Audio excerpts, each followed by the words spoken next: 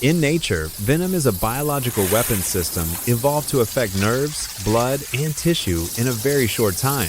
Globally, an estimated 5.4 million people are bitten by snakes each year. 81,138,000 deaths, and far more people are left with disabilities. So, most venomous is a combination of multiple factors. Not just strong venom, neurotoxins can cause weakness, paralysis, and respiratory failure. Hemotoxins disrupt blood clotting. Cytotoxins cause swelling and tissue necrosis. Many bites involve a combination of mechanisms. This video is for scientific education. Safety rule: keep your distance. Don't touch, don't catch, don't provoke. Most accidents come from getting too close. Next is a ranking of 10 notable venomous snakes based on potency, yield, toxin type, and real-world risk. For each species, we'll analyze mechanisms and specific impact. Number 10. The Fer-de-Lance, also called the Terciopelo, Bothrops asper.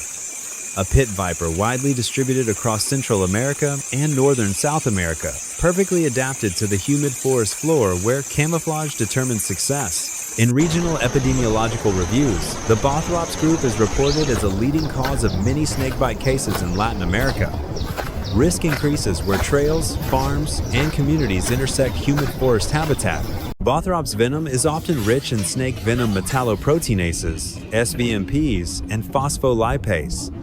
A tube causing endothelial injury, hemorrhage, and intense tissue inflammation. Common clinical features: severe pain, rapidly spreading swelling, with risk of coagulopathy and bleeding requiring early medical evaluation. In the data strip, experimental potency, LD50, is only one part. With Bothrops asper, severity is driven by very strong local tissue injury, plus hemostatic disruption, especially when access to hospitals and antivenom is delayed. Number 9. Dubois sea snake. A fully marine specialist swimming with a paddle-like tail and hunting among coral reefs. According to Australia's Snakebite Project report, sea snake bites are very rare on average, under 1 case per year, and only about half involve envenoming.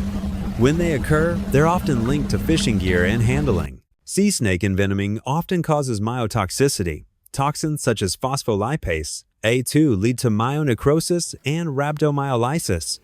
Muscle pain can appear after 0.5–3.5 hours, and myoglobinuria often within 3–8 hours, with risk of kidney failure if severe.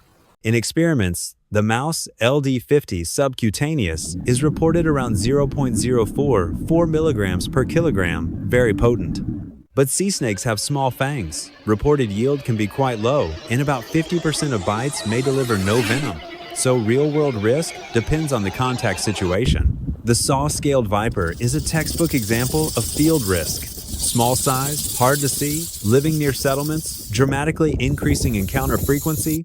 A nationally representative mortality study estimated about 1.2 million snakebite deaths in India from 2000 to 2019, highlighting the role of the Big Four in community burden. Vipers like Echis often cause VICC-type coagulopathy, linked to enzyme-rich toxins targeting hemostasis.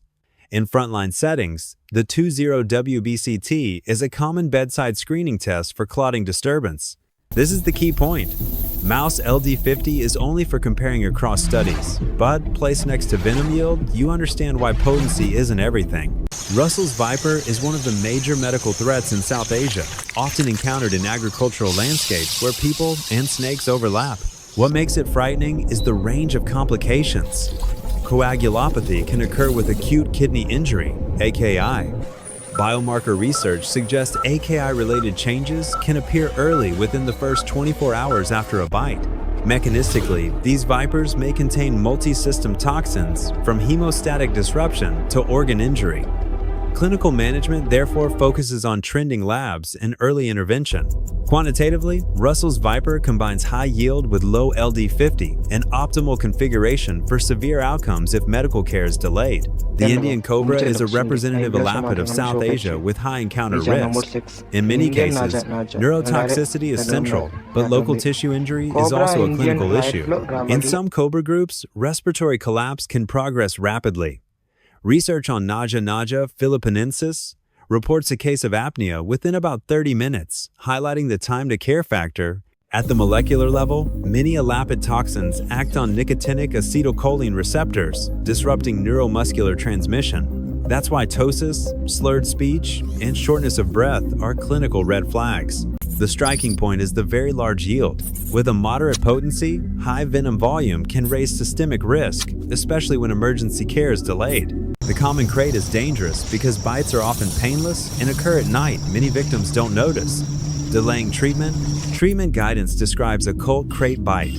A person wakes with epigastric umbilical pain, then develops neuroparalytic symptoms over the next few hours, easily mistaken for other illnesses. Unlike many postsynaptic toxins, presynaptic toxin groups can impair transmission longer, so priority is airway protection and transport to facilities capable of ventilation support, antivenom. This is the quantitative paradox, a very low LD50, but not a large yield, yet high mortality can still occur due to neuroprogression and delayed recognition. The black mamba is a classic scenario of rapidly onset neurotoxicity. The intervention window is narrow, and the top priority is airway and emergency transport. Venom analyses show dominance of Kunitz type dendrotoxins and three-finger toxins acting on ion channels and synapses, creating multi-layer neurotoxicity. A case report describes extremely rapid onset, with paralysis appearing around 15 minutes after a bite again. Don't underestimate early signs like shortness of breath or slurred speech. In the data strip, measurement conditions are always stated. LD50 depends on route and animal model. Venom yield varies by size and context. But the clinical message is consistent: neurotoxicity plus speed. Number 3. The coastal taipan, a large elapid of northern coastal Australia and Papua New Guinea. It delivers very fast strikes, matching a high-speed predation strategy. For large elapids, risk comes from the combination of strike speed, venom delivery capacity, and the overlap between natural habitat and areas where people work outdoors.